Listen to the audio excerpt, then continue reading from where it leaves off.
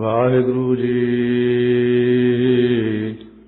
ਸੋਹਿਲਾ ਰਾਗ ਗੌੜੀ ਦੀਪਕੀ ਮਹੱਲਾ ਪਹਿਲਾ। ਇੱਕ ਓੰਕਾਰ ਸਤਿਗੁਰ ਪ੍ਰਸਾਦਿ। ਜੈ ਘਰ ਕੀਰਤ ਆਖੀਐ ਕਰਤੇ ਕਾ ਹੋਏ ਵਿਚਾਰੋ। ਤੇ ਤੁਕਾਰੇ ਗਾਵਹੁ ਸੋਹਿਲਾ ਸਿਵਰਿਆਹੁ ਸਿਰਜਣਹਾਰੋ। ਜੈ ਘਰ ਕੀਰਤ ਆਖੀਐ ਕਰਤੇ ਕਾ ਹੋਏ ਵਿਚਾਰੋ। ਵਾਹਿਗੁਰੂ ਜੀ ਕਾ ਖਾਲਸਾ ਵਾਹਿਗੁਰੂ ਜੀ ਕੀ ਫਤਿਹ। ਗੁਰੂ ਗਰੀਬ ਨਿਵਾਜ ਅੰਤਰਜਾਮੀ ਭਗਤ ਵਛਲ ਕਿਰਪਾ ਦੇ ਖਜ਼ਾਨੇ ਧੰਨ ਧੰਨ ਸਾਹਿਬ ਸ੍ਰੀ ਗੁਰੂ ਗ੍ਰੰਥ ਸਾਹਿਬ ਮਹਾਰਾਜ ਦੀ ਪਾਵਨ ਪਵਿੱਤਰ ਗੋਦ ਵਿੱਚ ਬਿਰਾਜਮਾਨ ਗੁਰੂ ਰੂਪ ਗੁਰੂ ਖਾਲਸਾ ਸਾਧ ਸੰਗਤ ਜੀ, ਧੰਨ ਧੰਨ ਸਤਿਗੁਰੂ ਗੁਰੂ ਨਾਨਕ ਦੇਵ ਸਾਹਿਬ ਜੀ ਮਹਾਰਾਜ।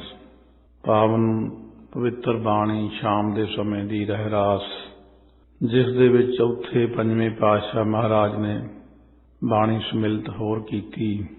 ਸੋ ਇਸ ਤਰ੍ਹਾਂ ਪਾਵਨ ਸ਼ਬਦ ਸ਼ਰਵਣ ਕੀਤੇ ਹਨ ਰਹਿਰਾਸ ਸਾਹਿਬ ਦੇ। ਸੋ ਜਿਸ ਪ੍ਰਕਾਰ ਧੰਨ ਗੁਰੂ ਗੋਬਿੰਦ ਸਿੰਘ ਮਹਾਰਾਜ ਸੱਚੇ ਪਾਤਸ਼ਾਹ ਦਾ ਪਵਿੱਤਰ ਹੁਕਮ ਹਰ ਇੱਕ ਸਿੱਖ ਦੇ ਤਾਈਂ ਰਹਿਰਾਸ ਪੜ੍ਹਨ ਦਾ ਰਹਿਤਨਾਮਿਆਂ ਵਿੱਚ ਐਸਾ ਜ਼ਿਕਰ ਆਉਂਦਾ ਹੈ। ਭਾਈ ਪ੍ਰਹਿਲਾਦ ਸਿੰਘ ਦਾ ਰਹਿਤਨਾਮਾ ਜੋ ਹੈ ਉਹਦੇ ਵਿੱਚ ਲਿਖਿਆ, ਰਹਿਰਾਸ ਸਮੇਂ ਗੁਰ ਹੁਕਮ ਕੋ ਪੜ੍ਹੈ ਪ੍ਰੀਤ ਸਤ ਭਾਉ।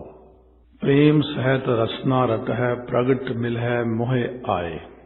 ਮਹਾਰਾਜ ਦਾ ਹੁਕਮ ਹੈ, ਗੁਰੂ ਦਾ ਹੁਕਮ ਹੈ, ਪਿਆਰ ਨਾਲ ਪੜ੍ਹੇ ਰਹਿਰਾਸ। ਪ੍ਰੇਮ ਸਹਿਤ ਜਦੋਂ ਪੜ੍ਹੇ ਰਟੇਗਾ ਤਾਂ ਉਹ ਸਾਡੇ ਪਾਸ ਆਏਗਾ, ਮਿਲੇਗਾ ਸਾਨੂੰ। ਕਿਉਂਕਿ ਜੇ ਆਪਾਂ ਛੋਟੀ ਚੀਜ਼ ਸਮਝ ਕੇ ਚੱਲਦੇ ਹਾਂ ਫਿਰ ਸ਼ਰਧਾ ਭਾਵਨਾ ਨਹੀਂ। ਬਹੁਤ ਵੱਡੀ ਬਖਸ਼ਿਸ਼ ਰਹਿਰਾਸ ਦੀ ਹੈ ਸਾਡੇ ਤੇ। ਗੁਰਾਂ ਨੇ ਜੋ ਕਿਹਾ ਤਿੰਨ ਕਾਲ ਸੱਤ ਮੰਨਣਾ ਚਾਹੀਦਾ। ਸੋ ਇਸ ਕਰਕੇ ਪੰਚਮ ਪਿਤਾ ਧੰਨ ਗੁਰੂ ਅਰਜਨ ਦੇਵ ਸਾਹਿਬ ਮਹਾਰਾਜ ਨੇ ਜੋ ਧੰਨ ਗੁਰੂ ਗ੍ਰੰਥ ਸਾਹਿਬ ਜੀ ਦੇ ਸਰੂਪ ਭਾਈ ਗੁਰਦਾਸ ਜੀ ਪਾਸੋਂ ਲਿਖਵਾਏ ਸਨ, ਜੋ ਅੱਜ ਕੱਲ੍ਹ ਸ੍ਰੀ ਕਰਤਾਰਪੁਰ ਸ਼ੀਸ਼ ਮਹਿਲ 'ਚ ਬਿਰਾਜਮਾਨ ਨੇ, ਉਹਨਾਂ ਵਿੱਚ ਰਹਿਰਾਸ ਦੇ ਉਦੋਂ ਕੇਵਲ 5 ਸ਼ਬਦ ਹੀ ਅੰਕਿਤ ਹੋਏ ਸਨ। ਸੋਦਰ ਵਾਲਾ ਸ਼ਬਦ, ਦੂਸਰਾ ਸੁਣ ਵੱਡਾ ਆਖੈ ਸਭ ਕੋਇ, ਤੀਸਰਾ ਆਖਾਂ ਜੀਵਾਂ ਵਾਲਾ ਸ਼ਬਦ, ਚੌਥਾ ਹਰ ਕੇ ਜਨ ਸਤਿਗੁਰ ਸਤਿਪੁਰਖਾ ਵਾਲਾ, ਪੰਜਵਾਂ ਸ਼ਬਦ ਸੀ ਕਾਹੇ ਰੇ ਮਨ ਚਿਤ ਵਹਿ ਉਦਮ। ਪੰਜਵੇਂ ਪਾਤਸ਼ਾਹ ਵੇਲੇ ਰਹਿਰਾਸ ਦੇ ਸਮੇਂ ਇਹ 5 ਸ਼ਬਦ ਪੜ੍ਹਿਆ ਕਰਦੇ ਸਨ ਸਾਰੇ ਜਾਣੇ।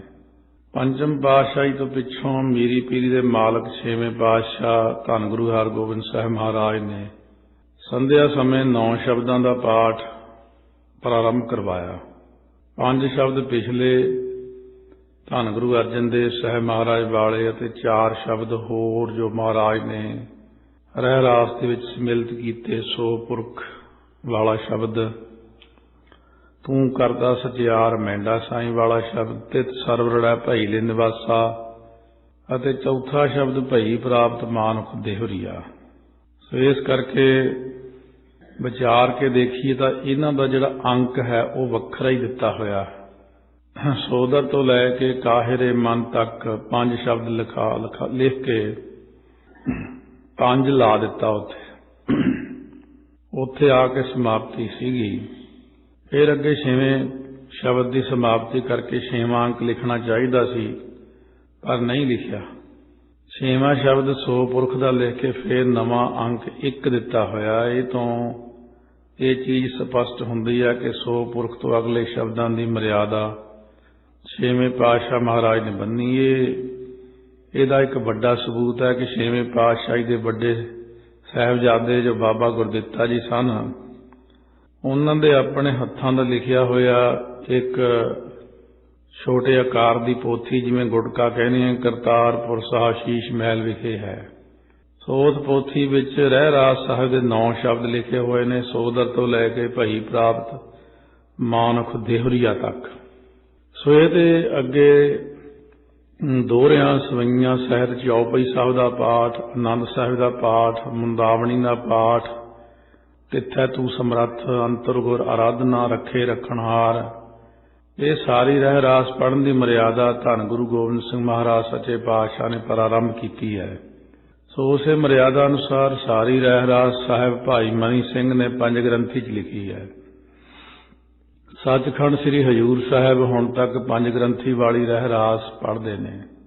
ਸ੍ਰੀ ਅਨੰਦਪੁਰ ਸਾਹਿਬ, ਤਖ਼ਤ ਸ੍ਰੀ ਕੇਸਗੜ੍ਹ ਸਾਹਿਬ ਉੱਤੇ ਵੀ ਸੰਪੂਰਨ ਰਹਿਰਾਸ ਦਾ ਪਾਠ ਹੁੰਦਾ ਸੀ ਅਤੇ ਸ੍ਰੀ ਅੰਮ੍ਰਿਤਸਰ ਸਾਹਿਬ, ਹਰਿਮੰਦਰ ਸਾਹਿਬ, ਸ੍ਰੀ ਅਕਾਲ ਤਖ਼ਤ ਸਾਹਿਬ ਉੱਪਰ ਵੀ ਪਹਿਲੇ ਸਮੇਂ ਵਿੱਚ ਸੰਪੂਰਨ ਰਹਿਰਾਸ ਦਾ ਪਾਠ ਹੁੰਦਾ ਸੀ। ਫਿਰ ਸਮਾਂ ਆਇਆ ਹਰਿਮੰਦਰ ਸਾਹਿਬ ਦੇ ਵਿੱਚ ਜਦੋਂ ਸੋ ਅਕਾਲੀ ਲਹਿਰ ਪ੍ਰਾਰੰਭ ਹੋਈ। 3 ਗ੍ਰੰਥੀ ਸਨ, ਭਾਈ ਜਵਾਹਰ ਸਿੰਘ ਜੀ ਹੈੱਡ ਗ੍ਰੰਥੀ, ਭਾਈ ਸਾਹਿਬ ਹੀਰਾ ਸਿੰਘ ਜੀ, ਭਾਈ ਸਾਹਿਬ ਭਗਤ ਸਿੰਘ ਜੀ।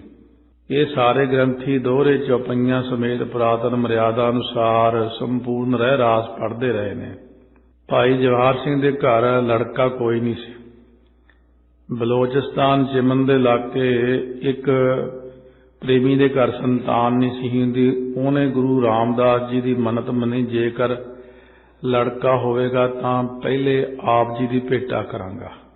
ਗੁਰੂ ਸਾਹਿਬ ਦੀ ਕਿਰਪਾ ਨਾਲ ਜਦ ਉਹਦੇ ਘਰ ਲੜਕਾ ਹੋਇਆ ਤਾਂ ਮਾਤਾ ਜੀ ਨੇ ਲਿਆ ਕੇ ਉਹ ਲੜਕਾ ਸ੍ਰੀ ਹਰਿਮੰਦਰ ਸਾਹਿਬ ਚੜ੍ਹਾ ਦਿੱਤਾ। ਉਸ ਵੇਲੇ ਉਹ ਲੜਕਾ ਭਾਈ ਜਵਾਹਰ ਸਿੰਘ ਨੇ ਆਪਣਾ ਪੁੱਤਰ ਬਣਾ ਕੇ ਉਹਨੂੰ ਪਾਲਿਆ। ਉਹਦਾ ਨਾਂ ਭਾਈ ਫਤਿਹ ਸਿੰਘ ਰੱਖਿਆ। ਸੋ ਅਕਾਲੀ ਲਹਿਰ ਵੇਲੇ 1920 ਵਿਖੇ ਭਾਈ ਫਤਿਹ ਸਿੰਘ ਜੀ ਹੀ ਸ੍ਰੀ ਹਰਿਮੰਦਰ ਸਾਹਿਬ ਦੇ ਹੈੱਡ ਗ੍ਰੰਥੀ ਸਨ। ਉਹ ਵੀ ਕਲਗੀਧਰ ਮਹਾਰਾਜ ਦੀ ਮਰਿਆਦਾ ਅਨੁਸਾਰ ਸੰਪੂਰਨ ਰਹਿਰਾਸ ਸਾਹਿਬ ਦਾ ਪਾਠ ਬਹੁਤ ਸਮਾਂ ਕਰਦੇ ਰਹੇ। ਇਹ ਗੱਲ ਸ਼੍ਰੀਮਾਨ ਬ੍ਰਹਮ ਗਿਆਨੀ ਸੰਤ ਅਮੀਰ ਸਿੰਘ ਜੀ ਸੁਣਾਇਆ ਕਰਦੇ ਸਨ। ਪੁਰਾਣੇ ਸਮੇਂ ਦੀਆਂ ਗੱਲਾਂ ਪੁਰਾਣੇ ਬਜ਼ੁਰਗ ਵੀ ਸਾਰੇ ਸੁਣਾਉਂਦੇ ਕਿ ਅਕਾਲੀ ਲਹਿਰ ਸਨ 1920 ਤੋਂ ਚੱਲੀ। ਉਸ ਲਹਿਰ ਦੇ ਸਮੇਂ ਵਿੱਚ ਵੀ 1930 ਤੱਕ ਸੰਪੂਰਨ ਰਹਿਰਾਸ ਦਾ ਪਾਠ ਦੋਹਰੇ ਚੌਪਈਆਂ ਸਮੇਤ ਸ੍ਰੀ ਹਰਿਮੰਦਰ ਸਾਹਿਬ ਤੇ ਸ੍ਰੀ ਅਕਾਲ ਤਖ਼ਤ ਸਾਹਿਬ ਸੁਣਦੇ ਰਹੇ ਹਾਂ। ਫਿਰ ਕਹਿੰਦੇ ਨੇ ਹੁਸ਼ਿਆਰਪੁਰ ਤੋਂ ਸ੍ਰੀਮਾਨ ਮਹੰਤ ਜਮੀਤ ਸਿੰਘ ਜੀ ਨੇ ਸ੍ਰੀ ਗੁਰੂ ਗ੍ਰੰਥ ਸਾਹਿਬ ਦੇ 2 ਰੁਮਾਲੇ ਤਿੱਲੇ ਵਾਲੇ 1960 ਨੂੰ ਬਣਨ ਵਾਸਤੇ ਭੇਜੇ ਸਨ। ਉਹਨਾਂ ਨੇ ਇੱਕ ਬਿਰਧ ਪ੍ਰੇਮੀ ਭੇਜਿਆ ਸੀ ਜਿਹਦਾ ਨਾਮ ਸੀ ਭਾਈ ਜੈ ਸਿੰਘ। ਉਹਨਾਂ ਨੇ ਆਪਣਾ ਸਾਰਾ ਜ਼ਿਕਰ ਦਾਸ ਨੂੰ ਸੁਣਾਇਆ। ਕਹਿੰਦੇ ਉਸ ਵਕਤ ਮਹਾਂਪੁਰਖ ਦੱਸਦੇ ਹੁੰਦੇ ਸੀ ਕਿ ਮੈਂ ਪਹਿਲੇ ਸਰਗੋਧੇ ਗੁਰਦੁਆਰੇ ਵਿੱਚ ਗ੍ਰੰਥੀ ਸੀ। ਸੋ ਉਸ ਵਕਤ ਕਹਿੰਦੇ ਮੇਰੇ ਹੁੰਦਿਆਂ ਹੀ ਅਕਾਲੀ ਲਹਿਰ ਚੱਲੀ ਆ। ਉਸੇ ਲਹਿਰ ਵਿੱਚ ਮੈਂ ਸ਼ਾਮਲ ਸਾਂ। ਮੈਨੂੰ ਸ੍ਰੀ ਤਰਨਤਾਰਨ ਸਾਹਿਬ 2 ਸਾਲ ਗ੍ਰੰਥੀ ਰੱਖਿਆ 1920 ਤੋਂ 21 ਤੱਕ। ਇਹਦੇ ਵਿੱਚ ਮੈਂ ਆਪ ਕਹਿੰਦੇ ਉੱਥੇ ਪੁਰਾਤਨ ਮਰਿਆਦਾ ਅਨੁਸਾਰ ਦੋਹਰੇ ਚੌਪਈਆਂ ਸਮੇਤ ਰਹਿਰਾਸ ਦਾ ਪਾਠ ਕਰਦਾ ਰਿਹਾ ਅਤੇ ਜਦ ਵੀ ਮੈਨੂੰ ਸ੍ਰੀ ਅੰਮ੍ਰਿਤਸਰ ਸਾਹਿਬ ਆਉਣ ਦਾ ਸਮਾਂ ਮਿਲਦਾ ਤਦ ਮੈਂ ਇੱਥੇ ਵੀ ਭਾਈ ਫਤਿਹ ਸਿੰਘ ਜੀ ਗ੍ਰੰਥੀ ਪਾਸੋਂ ਰਹਿਰਾਸ ਦਾ ਸੰਪੂਰਨ ਪਾਠ ਸੁਣਦਾ। ਸੋਦਰ ਤੋਂ ਲੈ ਕੇ ਭਈ ਪ੍ਰਾਪਤ ਤੱਕ ਅਤੇ ਹਮਰੀ ਕਰੋ ਹਾਥ ਦਰ ਛਤ ਲੈ ਕੇ ਇਤ ਸ੍ਰੀ ਤੱਕ। ਫਿਰ ਮੈਂ ਨਾ ਗਣੇਸ਼ਾ ਪ੍ਰਿਥਮ ਮਨਾਉ ਤੋਂ ਲੈ ਕੇ ਅਖੀਰ ਰੱਖੇ ਰੱਖਣਹਾਰ ਤੱਕ ਪੁਰਾਤਨ ਮਰਿਆਦਾ ਰਹਿਰਾਸ ਸਾਹਿਬ ਪੜ੍ਹਨ ਦੀ ਹੈ। ਇਹ ਕਲਗੀਧਰ ਦਸ਼ਮੇਸ਼ ਪਿਤਾ ਜੀ ਦੇ ਸੋ ਮਹਾਰਾਜ ਨੇ ਆਪ ਹੀ ਆਰੰਭ ਕੀਤੀ ਹੈ। ਸ਼੍ਰੀਮਾਨ ਸੰਤ ਅਤਰ ਸਿੰਘ ਜੀ ਮਸਤੂਆਣੇ ਵਾਲੇ ਦੱਸਿਆ ਕਰਦੇ ਸੀ ਕਿ ਕਲਗੀਧਰ ਮਹਾਰਾਜ ਦੇ ਕਮਰ ਕਸੇ ਦਾ ਜੋ ਗੁਟਕਾ ਹੈ, ਜੋ ਪੋਥੀ ਆ ਉਹਨਾਂ ਦੀ, ਸੋ ਉਹਦੇ ਦਰਸ਼ਨ ਕਹਿੰਦੇ ਅਸੀਂ ਰਾਜਸਥਾਨ ਵਿੱਚ ਧੌਲਪੁਰ ਮਹਿਲਾਂ ਦੇ ਵਿੱਚ ਕੀਤੇ ਆ। ਉਸ ਗੁਟਕੇ 'ਚ ਪੁਰਾਤਨ ਮਰਿਆਦਾ ਵਾਲੀ ਸੰਪੂਰਨ ਰਹਿਰਾਸ ਲਿਖੀ ਹੋਈ ਹੈ। ਕਿਉਂਕਿ ਜਿਹੜੇ ਵੀ ਮਨੁੱਖ ਆਪਣੀ ਸੋ ਮਨ ਦੇ ਮਤ ਅਨੁਸਾਰ ਦਸ਼ਮੇਸ਼ ਪਿਤਾ ਜੀ ਦੀ ਫਰਮਾਈ ਹੋਈ ਮਰਿਆਦਾ ਅਨੁਸਾਰ ਸੰਪੂਰਨ ਰਹਿਰਾਸ ਦਾ ਪਾਠ ਨਹੀਂ ਪੜ੍ਹਦੇ ਜਾਂ ਨਹੀਂ ਸੁਣਦੇ, ਉਹਨਾਂ ਨੂੰ ਕਲਗੀਧਰ ਮਹਾਰਾਜ ਨਾ ਤਾਂ ਪਿਆਰ ਕਰਦੇ ਨੇ ਨਾ ਮੁਕਤ ਕਰਦੇ ਨੇ। ਇਸ ਕਰਕੇ ਅਸਲੀਅਤ ਦੱਸ ਦੇਣ ਨਾਲ ਸਾਡੇ ਸਿਰ ਤੋਂ ਗੁਨਾਹ ਉਤਰ ਜਾਂਦਾ। ਕੱਲ ਨੂੰ ਕੋਈ ਇਹ ਨਾ ਕਹੇ ਵੀ ਸਾਨੂੰ ਨਹੀਂ ਸੀ ਦੱਸਿਆ ਕਿਸੇ ਨੇ। ਬਾਣੀ ਵੱਧ ਪੜ੍ਹਨ ਦਾ ਕੋਈ ਨੁਕਸਾਨ ਨਹੀਂ ਆ। ਜੇ ਘੱਟ ਪੜ੍ਹਦੇ ਆ ਤਾਂ ਕੱਲ ਨੂੰ ਜੇ ਪੁੱਛ-ਗਿੱਛ ਹੋਊਗੀ ਸੋ ਉਹਦਾ ਨੁਕਸਾਨ ਹੈ। ਸੋ ਐਸਾ ਵਿਚਾਰ ਪ੍ਰਿੰਸੀਪਲ ਪ੍ਰੋਫੈਸਰ ਜੋਧ ਸਿੰਘ ਜੀ ਪਟਿਆਲਾ ਯੂਨੀਵਰਸਿਟੀ ਵਾਲਿਆਂ ਨੇ ਵੀ ਦਿੱਤੇ ਸੀ। ਕਹਿੰਦੇ ਮੇਰਾ ਤਾਂ ਖਿਆਲ ਹੈ ਕਿ ਵੱਧ ਬਾਣੀ ਪੜ੍ਹ ਲੈਣੀ ਚੰਗੀ ਆ। हरेक बाणी जे आपां छड़ के जाइए नहीं जानी है, कल नूं कोई फिर खोज हो जाए नवीं ते सिद्ध हो जाए कोई चीज़, ਇਹਦਾ मतलब साडी ਜਿਹੜੀ बीते समय च पढ़ी हुई बाणी आ ਉਹਨੂੰ कहांगे वो व्यर्थ होगी, बई असीं तां गलती पढ़ते रहे। सो ऐसा करना ही क्यों है फिर।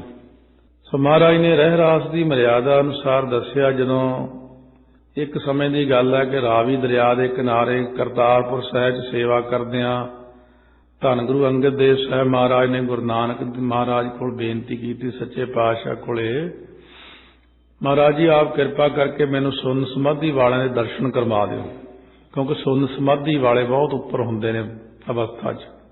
धन गुरु नानक देव महाराज ने बचन किया, भाई पुरखा नेत्र बंद कर। जां उन्होंने नेत्र बंद किए तो की देखा कि किसी होर ही देश चले गए। जाके पूछया ये सुन्न समाधियां का देश है? उत्थों के वासियों ने कहा नहीं जी वो देश तो अगे है, पर उन्होंने हथ मूँह काले देखे। जां अगे गए तो उत्थों के वासी लोगों के मुख जिहड़े सूर दे लगे हुए सी। गुरु अंगद देव महाराज ने पूछण दे कहा कि सुन्न समाधियां वाले कित्थे ने? कहंदे वो तो अगे ने। अगे जाके देखा उन्हों दे मूँह पिछले पासे लगे हुए ने घुम के, वो तो अगे जाके धौणा विच किले ठोके हुए ने। उन्होंने तो पूछया सुन्न समाधियां वाले कित्थे ने? उन्होंने भी कहा अगे ने। अगे जाके सुंदर स्वरूप वालियां पच्छरां देखियां, वो पुठे लटकदे हुए मनुक्खां दा मांस खा रहीआं। वो बेचारे हाय हाय करके कुरला रहे ने। उन्होंने भी सुन्न समाधियां दा देश अगे ही दस्या। जां अगे गए तो वो जगह कोई आदमी नहीं सी। शाम होई, सतगुरु अंगद देव जी उत्थे बैठे रहे। 2 घड़ियां रात गई ते देवलोक विचों दिव्य स्वरूप उतरे। कुदरती पलंग विछ गए, थाल भी लग आए, उपरों ही आए। सारिਆਂ ने प्रसाद छकिया। धन गुरु अंगद देव महाराज नूं छकाया ते सत्कार नाल पलंग ते बिठाया। ज्यां प्रसादा छक लिया तो सतगुरु अंगद देव महाराज ने पूछया भाई सुन्न समाधियां दी यही नगरी है? सो उन्होंने कहा जी सानू बोलण की लोड़ नहीं, तुसीं साडे शरीर नाल कंन लगा के सुनो। जां सुनिया तो सारे शरीर के रोम रोम विचों वाहिगुरू वाहिगुरू की आवाज़ आ रही सी। तां जान लिया कि यही सुन्न समाधियां वाले है। फिर पूछया कि जो पहला लोगों के हथ मूँह काले सन, अगे जाके सूर के मूँह वाले लोग देखे कौन सी? सो उन्होंने कहा कि उन्होंने लोगों ने विपता समय लोड़ पूरी करने वास्ते संगत विच मन्नतां मन्नियां, अरदासां कराईयां, पर सुखना ना दित्तियां। इस दोष करके उन्होंने मूँह काले कीते जांदे हैं। अते सूर दे मूँह वाले वो मनुख ने जिन्हां ने कोई दान पुण्य नहीं कीता अते सिर्फ पराई निंदा ही करते रहे ने। सो वो किसी गुरु पीर के अगे निवे ही नहीं, इस करके उन्होंने मूँह ऐसे लग गए ने। फिर महाराज ने पूछया कि अगे आके जिन्हां दे मूँह पिठ पिछे लगे हुए ने वो कौन ने, ते जिहड़े किले ठुके देखे ने उन्होंने की माड़ा काम कीता? तां उन्होंने कहा कि मात लोक की धरती उत्ते वो पुण्य का सदका अमीर तां बन गए, पर किसी सवाली का सवाल ना पूरा किया। किसी मंगते ने जे हथ अड के कुछ मंगया तो मूँह फेर लिया। सो वो पुठे मूँह वाले बनाते परमेश्वर ने, जिन्हां दा मूँह ही पुठा रहिंदा। अते जिन्हां लोकां दीयां धौणां विच किले ठुके देखे ने उन्होंने कदे भी धर्मशाला जां गुरु घर जां संत भगत अगे अपना सिर नवाया ही नहीं, झुकाया ही नहीं। वो हमेशा ही हंकार विच आकड़े रहे, जिस करके उन्हां दीयां धौणां विच किले ठोक दिते परमेश्वर ने। तो अगे जिउंदे पुरखां नूं सुंदर रूप वालियां इस्त्रियां खा रहीआं, वो की पाप कीता? कहंदे जिन्हां ने मात लोक विच अपणीआं धीआं भैणां दे पैसे लैके खाधे ने, वो अपना बदला लैण वास्ते उन्हां दा मांस वड़-वड़ खांदियां ने। फिर उन्हां तों पुछया तुसीं इस वेले कित्थों आए हो, सारा दिन कित्थे रहिंदे हो? तां उन्हां कहा जी सुणो, असीं बड़े पुन्नी पुरुष हां, मात लोक विच बड़े पुन्न कीते, नाम भी जपिया, पर रह रास दे समय धर्मशाला जां गुरु घर नहीं गए, ना ही आप घरे बह के रह रास का पाठ किया। जिस करके असीं सारा दिन तां निरंकार दे दरबार विच रह के उहदा दर्शन करदे हां, पर रह रास दे समय सचखंड विचों कढे जांदे हां। एक पहर निरंकार दे पास नहीं जा सकते, फिर जाने हैं। ये सारा कौतक विखा के सतगुरु नानक देव जी ने गुरु अंगद देव महाराज के नेत्र खुलवाए ते रह रास पढ़न का महात्मा अपनी रसना तो उच्चारण किया। ਸੋ ਇਹ ਜਨਮ ਸਾਖੀ ਭਾਈ ਬਾਲੇਵਾਲੀ ਵਿੱਚ 483 ਅੰਗ ਤੇ ਇਹ ਸਾਖੀ ਲਿਖੀ ਹੋਈ ਆ। ਤੋ ਇਸ ਲਈ ਸਰਬੱਤ ਮਾਈ ਭਾਈ ਅੱਗੇ ਬੇਨਤੀ ਹੈ ਕਿ ਰੋਜ਼ਾਨਾ ਹੀ ਸ਼ਾਮ ਵੇਲੇ ਰਹਿ ਰਾਸ ਦਾ ਪਾਠ ਕਰਿਆ ਕਰੋ ਤਾਂ ਕਿ ਦਰਗਾਹ ਦੇ ਵਿੱਚ ਇਸਤਤੀ ਹੋਵੇ। ਜਿਹੜਾ ਮਨੁੱਖ ਸ਼ਾਮ ਵੇਲੇ ਰਹਿ ਰਾਸ ਦਾ ਪਾਠ ਨਹੀਂ ਕਰਦਾ ਉਹਨੂੰ ਦਰਗਾਹ ਵਿੱਚ ਢੋਈ ਨਹੀਂ ਮਿਲਦੀ ਅਤੇ 84 ਲੱਖ ਜੂਨੀਆਂ 'ਚ ਫਿਰਦਾ ਰਹਿੰਦਾ। ਇਸ ਉੱਤੇ ਕਲਗੀਧਰ ਮਹਾਰਾਜ ਨੇ ਰਹਿਤਨਾਮਿਆਂ 'ਚ ਲਿਖਵਾਇਆ ਆਪ ਭਾਈ ਨੰਦ ਲਾਲ ਜੀ ਨੂੰ। ਮਹਾਰਾਜ ਬਚਨ ਕਰਦੇ ਚੌਪਈ ਠੰਡੇ ਪਾਣੀ ਜੋ ਨਹੀਂ ਨਹਾਵੈ ਬਿਨ ਜਪ ਪੜ੍ਹੇ ਪ੍ਰਸਾਦ ਜੋ ਪਾਵੈ। ਠੰਡੇ ਪਾਣੀ ਦਾ ਭਾਵ ਇੱਥੇ ਬਰਫ਼ ਵਾਲਾ ਪਾਣੀ ਨਹੀਂ, ਸੁਭਾਵਕ ਨਿਕਲਿਆ ਹੋਇਆ ਪਾਣੀ। ਉਹ ਅੱਜ ਕੱਲ੍ਹ ਪਹਿਲਾਂ ਪੰਜਾਬ ਦੇ ਵਿੱਚ ਪੁਰਾਣਿਆਂ ਨੂੰ ਪਤਾ ਜਿਹੜਾ ਖੂਹ 'ਚੋਂ ਪਾਣੀ ਨਿਕਲਦਾ ਸੀ ਬੜਾ ਨਿੱਘਾ ਹੁੰਦਾ ਸੀ। ਹੁਣ ਵੀ ਨਲਕਾ ਗੇੜੀਏ ਜਾਂ ਮੋਟਰ ਜੀ ਘਰੇ ਚਲਾ ਲਈਏ ਪਾਣੀ ਐਨ ਕੋਸਾ ਆਉਂਦਾ ਵਿੱਚੋਂ। ਉਹ ਪਾਣੀ ਦੀ ਗੱਲ ਕੀਤੀ, ਠੰਡਾ ਪਾਣੀ। ਸੋ ਇੱਕ ਐਸਾ ਕਿ ਜਿਵੇਂ ਇੱਥੇ ਆ ਬਰਫ਼ ਜੰਮ ਜਾਂਦੀ ਹੈ, ਬਹੁਤ ਜ਼ਿਆਦਾ ਠੰਡਿਆਈ ਪਾਣੀ ਦੀ, ਫੇਰ ਵੀ ਉਹਨੂੰ ਇੰਨਾ ਕੁ ਕਰੇ ਜਿੰਨਾ ਬਸ ਬਿਲਕੁਲ ਠਾਰ ਜੀ ਭੰਨ ਕੇ। ਬਹੁਤ ਜ਼ਿਆਦਾ ਅੱਗ ਵਰਗੇ ਪਾਣੀ ਨਾਲ ਨਹਾਉਣ ਨਾਲ ਡਾਕਟਰ ਵੀ ਮੰਨਦੇ ਨੇ ਕਿ ਸਰੀਰ ਨੂੰ ਕਈ ਪ੍ਰਕਾਰ ਦੀਆਂ ਬਿਮਾਰੀਆਂ ਹੋ ਸਕਦੀਆਂ, ਪਰ ਜਿਨ੍ਹਾਂ ਨੂੰ ਕਈ ਪ੍ਰਕਾਰ ਦੇ ਰੋਗ ਨੇ ਉਹਨਾਂ ਨੂੰ ਗਰਮ ਪਾਣੀ ਦਾ ਨੁਕਸਾਨ ਨਹੀਂ। ਇਸ ਕਰਕੇ ਬਿਨ ਰਹਿ ਰਾਸ ਸੰਧਿਆ ਜੋ ਖੋਵੈ ਕੀਰਤਨ ਪੜ੍ਹੇ ਬਿਨ ਰੈਨ ਜੋ ਸੋਵੈ। ਕੀਰਤਨ 16 ਪੜ੍ਹੇ ਤੋਂ ਬਿਨਾਂ ਜਿਹੜਾ ਸੌਂਦਾ ਹੈ। ਚੁਗਲੀ ਕਰ ਜੋ ਕਾਜ ਵਿਗਾੜ ਹੈ ਧ੍ਰਿਗ ਤਿਸ ਜਨਮ ਸੋ ਧਰਮ ਵਿਸਾਰ ਹੈ। ਚੁਗਲੀ ਕਰਕੇ ਕਿਸੇ ਦਾ ਕੰਮ ਵਿਗਾੜ ਦੇਣਾ ਧ੍ਰਿਗ ਜਨਮ ਹੈ ਉਹਦਾ। ਕਰੈ ਬਚਨ ਸੋ ਪਾਲੈ ਨਾਹੀ ਗੋਬਿੰਦ ਸਿੰਘ ਤਿਸ ਠੌਰ ਕਦ ਨਾਹੀ। ਫਿਰ ਭਾਈ ਪ੍ਰਹਿਲਾਦ ਸਿੰਘ ਦੇ ਰਹਿਤਨਾਮੇ 'ਚ ਲਿਖਾਇਆ ਪ੍ਰਾਤਾ ਕਾਲ ਗੁਰ ਗੀਤ ਨਾ ਗਾਵੈ ਆਸਾ ਦੀ ਵਾਰ ਰਹਿ ਰਾਸ ਬਿਨਾ ਪ੍ਰਸਾਦ ਜੋ ਪਾਵੈ। ਰਹਿ ਰਾਸ ਪੜੇ ਤੋਂ ਬਿਨਾਂ ਰੋਟੀ ਖਾਣੀ ਹੈ। ਬਾਹਰ ਮੁਖੀ ਸਿੱਖ ਤਿਸ ਜਾਨੋ। ਉਹ ਬਾਹਰਲਾ ਹੀ ਸਿੱਖ ਹੈ, ਬਸ ਸਰੀਰ ਕਰਕੇ ਬਾਹਰੋਂ ਦਿਖਾਵਾ ਹੀ ਕਰ ਰਿਹਾ। ਉਹ ਜੇ ਰਹਿ ਰਾਸ ਨਹੀਂ ਪੜ੍ਹੀ ਫਿਰ ਦਿਖਾਵੇ ਦਾ ਸਿੱਖ ਹੈ। ਸਭ ਬਰਤਨ ਮਿਥਿਆ ਤਿਸ ਮਾਨੋ 184 ਭ੍ਰਮਤਾ ਫਿਰੈ ਬਾਰ ਬਾਰ ਜਗ ਜਨਮੈ ਮਰੈ। ਗੁਰੂ ਬਚਨ ਸਿਉ ਟੂਟਾ ਜਾਏ ਦਰਗਹਿ ਤਾ ਕਉ ਮਿਲੈ ਸਜਾਏ। ਇਹ ਭਾਈ ਪ੍ਰਹਿਲਾਦ ਸਿੰਘ ਵਾਲੇ ਰਹਿਤਨਾਮੇ 'ਚ ਬਚਨ ਆਏ ਨੇ।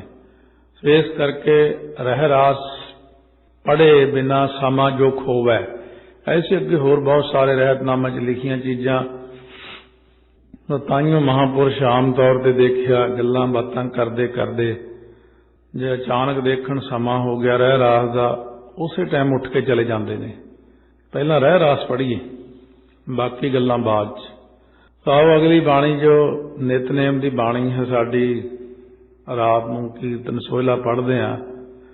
ਕੀਰਤਨ ਸੋਹਿਲਾ ਜੋ ਨਾਮ ਪਿਆ ਇਹ ਪਹਿਲਾਂ ਪੁਰਾਣੇ ਟਾਈਮ 'ਚ ਹਰਿਮੰਦਰ ਸਾਹਿਬ ਦੇ ਵਿੱਚ ਰਾਗੀ ਗਾ ਕੇ ਪੜ੍ਹਦੇ ਸੀ, ਉਦੋਂ ਕੀਰਤਨ ਸੋਹਿਲਾ ਨਾਮ ਪੈ ਗਿਆ। ਅਥਵਾ ਦੋ ਅੱਖਰ ਨੇ। ਸੋਹਿਲਾ ਨਾਮ ਜਸਦਾ ਹੈ, ਕੀਰਤਨ ਨਾਮ ਵੀ ਜਸਦਾ ਹੀ ਹੈ। ਇਸ ਕਰਕੇ ਰਹਿ ਰਾਸ ਕੀਰਤਨ ਸੋਹਿਲਾ ਪਿਆ। ਫਿਰ ਜ਼ਿਆਦਾ ਆਪਣੇ ਆਪ ਨੂੰ ਸਿਆਣੇ ਸਮਝਣ ਵਾਲੇ ਕਿ ਦੁਨੀਆ ਦੇ ਅੰਦਰ ਕੋਈ ਨਵੀਂ ਜੀ ਗੱਲ ਸ਼ੁਰੂ ਕਰ ਦਈਏ ਤਾਂ ਕਿ ਲੋਕ ਕਹਿਣ ਬੜਾ ਸਿਆਣਾ, ਉਹਨਾਂ ਨੇ ਸੋਹਿਲਾ ਇਕੱਲਾ ਕਹਿਣਾ ਸ਼ੁਰੂ ਕੀਤਾ। ਇਸ ਕਰਕੇ ਥੋੜ੍ਹੀ ਜਿਹੀ ਇਹਦੇ ਵਿੱਚ ਜੋ ਬਣਤਰ ਜੀ ਬਦਲ ਦਈਏ ਤਾਂ ਲੋਕੀ ਕਹਿੰਦੇ ਇਹ ਬਹੁਤ ਵਿਦਵਾਨ ਹੈ, ਪਰ ਕੀਰਤਨ ਸੋਹਿਲਾ ਪੁਰਾਣਾ ਹੀ ਅੱਖਰ ਹੈ। ਸੋ ਮਹਾਰਾਜ ਬਖਸ਼ਿਸ਼ ਕਰਦੇ ਨੇ। ਧੰਨ ਗੁਰੂ ਨਾਨਕ ਦੇਵ ਜੀ ਜਪਜੀ ਸਾਹਿਬ ਸਵੇਰ ਦੀ ਬਾਣੀ ਬਖਸ਼ਿਸ਼ ਕੀਤੀ ਹੈ। ਸੰਧਿਆ ਸਮੇਂ ਸ਼ਾਮ ਨੂੰ ਰਹਿ ਰਾਸ ਸਾਹਿਬ ਸ਼ਾਮ ਦੀ ਸੰਧਿਆ ਹੈ।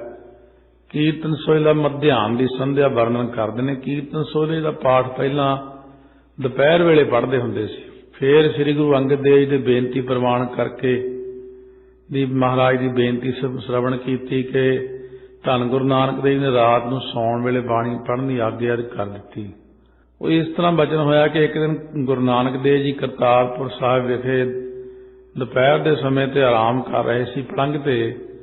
ਸਤਿਗੁਰੂ ਅੰਗਦ ਦੇਵ ਮਹਾਰਾਜ ਚਰਨਾਂ ਕਮਲਾਂ ਨੂੰ ਝੱਸ ਰਹੇ ਸੀ। ਚਰਨ ਚਾਪੀ ਕਰਦੇ ਕਰਦੇ ਹੱਥ ਲਿਬੜ ਗਏ, ਅੱਖਾਂ ਖੋਲੀਆਂ ਗਈ, ਵੇਖਿਆ ਕਿ ਗੁਰੂ ਨਾਨਕ ਸਾਹਿਬ ਦੇ ਚਰਨਾਂ ਚੋਂ ਖੂਨ ਨਿਕਲ ਰਿਹਾ ਹੈ। ਤਾਂ ਬੜੇ ਹੈਰਾਨ ਹੋ ਕੇ ਪੁੱਛਦੇ ਗਰੀਬ ਨੂੰ, ਅੱਜ ਆਪ ਕਿਧਰੇ ਬਾਹਰ ਵੀ ਨਹੀਂ ਗਏ, ਕੰਡੇ ਕਿਸ ਪ੍ਰਕਾਰ ਲੱਗ ਗਏ? ਬੂਝਿਓ ਬਹਿਣੇ ਦਵੈ ਬੰਦੇ। ਉਸ ਵਕਤ ਪੁੱਛਿਆ ਦੋਨੋਂ ਹੱਥ ਜੋੜ ਕਰਕੇ, ਕਿਸ ਵਿਧ ਕੰਟਕ ਲਗੇ ਮੁਕੰਦੇ। ਬਾਬਾ ਲਹਿਣਾ ਜੀ ਪੁੱਛਦੇ ਨੇ ਕਿ ਇਹ ਜਿਹੜੇ ਕੰਡੇ ਲੱਗੇ ਨੇ, ਇਹ ਮੁਕਤੀ ਦਾਤਾ ਜੀ ਕੰਡੇ ਲੱਗ ਕਿੱਥੋਂ ਗਏ? ਆਪ ਜੀ ਤੇ ਗਏ ਤਾਂ ਕਿਤੇ ਵੀ ਨਹੀਂ। ਵਹਿਰ ਕਹੂੰ ਅਸ ਠੌਰ ਨਾ ਮਾਹੀ, ਗਮਨੇ ਪ੍ਰਭੂ ਆਪ ਕਬ ਨਾਹੀ। ਇਹੋ ਜਿਹੇ ਥਾਮ ਨਹੀਂ ਗਏ ਜਿੱਥੇ ਕੰਡੇ ਹੋਣ। ਅਬ ਲਾਗੀ ਹੈ ਪਰ ਹੈ ਲਿਖਾਈ, ਇਹ ਕਾਰਨ ਮੁਝ ਦੇਹੋ ਬਤਾਈ।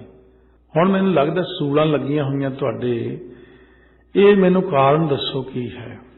ਸੁਣ ਕੈ ਸ੍ਰੀ ਗੁਰ ਗਿਰਾ ਅਲਾਈ, ਏਕ ਅਯਾਲੀ ਅਜਾ ਚਰਾਈ।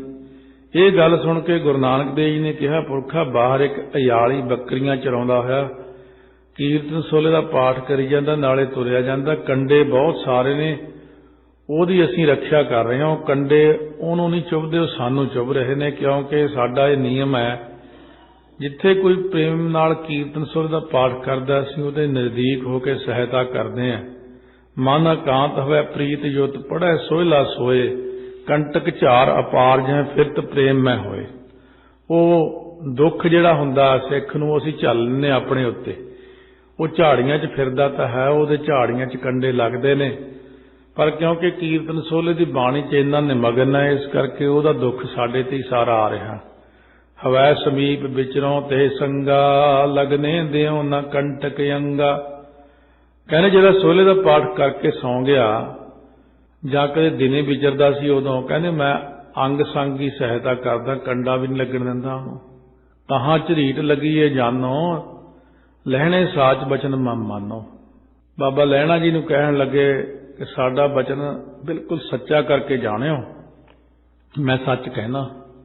ਪੜ੍ਹੈ ਸੋਹਿਲਾ ਜੋ ਕਿਤ ਕਹੂ, ਤੇ ਸਮੀਪ ਨਿਸ਼ਚੈ ਮੈਂ ਹੋਊ। ਜਿਹੜਾ ਸੋਹਲੇ ਦਾ ਪਾਠ ਕਰਦਾ, ਮੈਂ ਉਹਦੇ ਹਮੇਸ਼ਾ ਕੋਲ ਹੁੰਦਾ, ਉਹਦੇ ਪਹਿਰੇ ਤੇ ਵੀ ਹੁੰਦਾ। ਐਸਾ ਇੱਕ ਪਟਿਆਲੇ ਕੌਤਕ ਹੋਇਆ, ਇੱਕ ਸਿੰਘ ਬਹੁਤ ਅਭਿਆਸੀ, ਚੜ੍ਹਦੀ ਕਲਾ ਵਾਲੇ, ਬੜੀ ਕਿਰਪਾ ਮਹਾਰਾਜ ਦੀ। ਉਹ ਆਪਣੇ ਕੋਈ ਨਾ ਕੋਈ ਕੌਤਕ ਸੁਣਾ ਰਿਹਾ ਕਰਦੇ ਕਦੇ ਕਦੇ। ਕਹਿੰਦੇ ਸੋਹਿਲਾ ਪੜ੍ਹ ਕੇ ਰਾਤ ਨੂੰ ਸੁੱਤਾ, ਸਵੇਰੇ ਕਹਿੰਦੇ ਜਦੋਂ ਦਿਨ ਜਿਹਾ ਚੜ੍ਹਨ ਲੱਗਿਆ, ਉਹਨੂੰ ਕਹਿੰਦੇ ਮੈਂ ਤਾਂ 2 ਵਜੇ ਉੱਠ ਕੇ ਆਪਣਾ ਨਿਤਨੇਮ ਕਰਕੇ ਕੁਝ ਸਮਾਂ ਫਿਰ 15-20 ਮਿੰਟ ਫਿਰ ਅੱਖਾਂ ਮੀਚ ਕੇ ਪੈ ਜਾਂਦਾ। ਕਹਿੰਦੇ ਮੈਨੂੰ ਆਵਾਜ਼ ਇਉਂ ਸੁਣੀ, ਕਹਿੰਦੇ ਹੁਣ ਚੱਲੀਏ ਬਈ, ਦਿਨ ਚੜ੍ਹ ਗਿਆ ਵੀ, ਨਾਲੇ ਸਿੰਘ ਵੀ ਨਿਤਨੇਮ ਕਰ ਲਿਆ, ਸਾਵਧਾਨ ਹੋ ਗਿਆ, ਚਲੋ। ਦੂਜਾ ਕਹਿੰਦਾ ਚਲੋ ਚੱਲੀਏ। ਫਿਰ ਕਹਿੰਦਾ ਐ ਮੈਨੂੰ 2 ਚੋਲਿਆਂ ਵਾਲੇ ਸਿੰਘ ਜਾਂਦੇ ਦੇਖੇ, ਕਹਿੰਦਾ ਰਾਤ ਨੂੰ ਪਹਿਰੇ ਤੇ ਰਹਿੰਦੇ ਨੇ। ਕਿਸ ਕਰਕੇ? ਜਦੋਂ ਸੋਹਿਲਾ ਪੜ੍ਹ ਲਈਏ। ਉਦੋਂ ਬਾਅਦ ਫਿਰ ਜਪਜੀ ਸਾਹਿਬ ਪੜ੍ਹਨ ਤੇ ਇਹ ਪਹਿਰਾ ਹਟਦਾ, ਪਰ ਉਹ ਕਹਿੰਦਾ ਮੇਰੇ ਉੱਤੇ ਪਹਿਰਾ ਉਹਨਾਂ ਦਾ ਸਾਰੀ ਰਾਤ ਹੀ ਹੁੰਦਾ। ਸੂਰਜ ਦਾ ਚੜਾਓ ਤੋਂ ਪਹਿਲਾਂ ਪਹਿਲਾਂ ਉਹ ਫਿਰ ਚਲੇ ਜਾਂਦੇ ਨੇ। ਇਹ ਚੀਜ਼ਾਂ ਦੇ ਉੱਤੇ ਵਿਸ਼ਵਾਸ ਸਧਾਰਨ ਜਿਹੜੇ ਬੰਦੇ ਵਿਚਾਰੇ ਨੇ, ਕਦੇ ਸੰਗਤ ਨਹੀਂ ਕੀਤੀ, ਕਦੇ ਕਿਸੇ ਗੱਲ ਦਾ ਪਤਾ ਨਹੀਂ, ਉਹ ਇਹੋ ਜਿਹੇ ਬਚਨ ਤੇ ਮੁਨਕਰ ਹੋ ਸਕਦੇ ਵੀ ਐਸਾ ਨਹੀਂ ਹੋ ਸਕਦਾ। ਪਰ ਕਿਉਂਕਿ ਬਹੁਤ ਅੱਗੇ ਲੰਘ ਚੁੱਕੀ ਹੈ ਸੰਗਤ, ਤੁਸੀਂ ਤਾਂ ਹਲੇ ਪਿੱਛੇ ਹੀ ਬੈਠੇ ਹੋ, ਇਸ ਕਰਕੇ ਤੁਹਾਨੂੰ ਯਕੀਨ ਆਉਣਾ ਵੀ ਨਹੀਂ। ਨਾ ਹੀ ਤੁਸੀਂ ਇੱਧਰ ਚੱਲਣਾ ਹੀ ਆ, ਨਾ ਹੀ ਚੱਲੋ ਹੀ, ਠੀਕ ਹੀ ਆ, ਤੁਸੀਂ ਆਰਾਮ ਹੀ ਕਰੋ। ਫਿਰ ਮਹਾਰਾਜ ਜੀ ਇਉਂ ਕਹਿ ਦਿੰਦੇ, ਤੁਸੀਂ ਆਰਾਮ ਹੀ ਕਰੋ, ਕੋਈ ਗੱਲ ਨਹੀਂ। ਸੋ ਇਹ ਗੱਲ ਸੁਣ ਕੇ ਬਾਬਾ ਲਹਿਣਾ ਨੇ ਕਿਹਾ, ਮਹਾਰਾਜ ਦਾਸ ਇਸ ਤਕਲੀਫ ਨੂੰ ਸਹਾਰ ਨਹੀਂ ਸਕਦਾ, ਕਿਰਪਾ ਕਰੋ ਇਹ ਸੋਹਲੇ ਸਾਹਿਬ ਦਾ ਪੜ੍ਹਨ ਦਾ ਵੇਲਾ ਕੋਈ ਹੋਰ ਰੱਖ ਦਿਓ। ਬਾਬਾ ਜੀ ਦੀ ਬੇਨਤੀ ਪ੍ਰਵਾਨ ਕਰਕੇ ਮਹਾਰਾਜ ਨੇ ਫਰਮਾਇਆ, ਉਹ ਅਯਾਲੀ ਫਲਾਈਂ ਜਗ੍ਹਾ ਬੱਕਰੀਆਂ ਚਰਾ ਰਿਹਾ, ਉਹਦੇ ਵੱਲ ਇੱਕ ਸਿੱਖ ਭੇਜ ਕੇ ਬੁਲਾ ਲਾਓ। ਸੋ ਉਸ ਵਕਤ ਬਾਬਾ ਲਹਿਣਾ ਜੀ ਨੇ ਉਸੇ ਵੇਲੇ ਇੱਕ ਸਿੱਖ ਭੇਜ ਕੇ ਬੁਲਾ ਲਿਆ, ਮਹਾਰਾਜ ਦੇ ਸਾਹਮਣੇ ਖੜਾ ਕਰਕੇ ਬੇਨਤੀ ਕੀਤੀ ਕਿ ਅਯਾਲੀ ਆ ਗਿਆ। ਗੁਰੂ ਨਾਨਕ ਦੇਵ ਮਹਾਰਾਜ ਨੇ ਕਿਹਾ, ਭਾਈ ਅੱਗੋਂ ਲਈ ਸੋਹਲੇ ਦਾ ਪਾਠ ਰਾਤ ਨੂੰ ਸੌਣ ਲੱਗੀ ਕਰਨਾ। ਕਿਰਪਾ ਦ੍ਰਿਸ਼ਟ ਕੋ ਦੇਖ ਗੁਸਾਈ, ਤੇ ਅਯਾਲੀ ਸਿਉ ਗਿਰਾ ਅਲਾਈ। ਸੋਵਨ ਸਮੈ ਬਖਾਨੀਏ, ਕੰਠ ਸੁਹੇਲਾ ਜੋਏ। ਅਧਿਕ ਖੁਸ਼ੀ ਬਹਰੋ ਕਰੀ, ਦਵੈਤ ਹਿਰਦੈ ਤੇ ਖੋਏ। ਇਉਂ ਮਹਾਰਾਜ ਨੇ ਕਿਹਾ, ਸੋਹਲਾ ਰਾਤ ਨੂੰ ਪੜ੍ਹਨਾ ਬਈ, ਅੱਗੇ ਵਾਸਤੇ ਧਿਆਨ ਰੱਖ। ਹੋਰ ਸਾਰੀ ਸੰਗਤ ਨੂੰ ਵੀ ਸੁਣਾ ਦਿੱਤਾ। ਉਸ ਦਿਨ ਤੋਂ ਲੈ ਕੇ ਫਿਰ ਸਾਰੇ ਗੁਰਸਿੱਖ ਇਹ ਸੋਹਲੇ ਸਾਹਿਬ ਦਾ ਪਾਠ ਰਾਤ ਨੂੰ ਸੌਣ ਲੱਗਿਆਂ ਕਰਨ ਲੱਗ ਪਏ।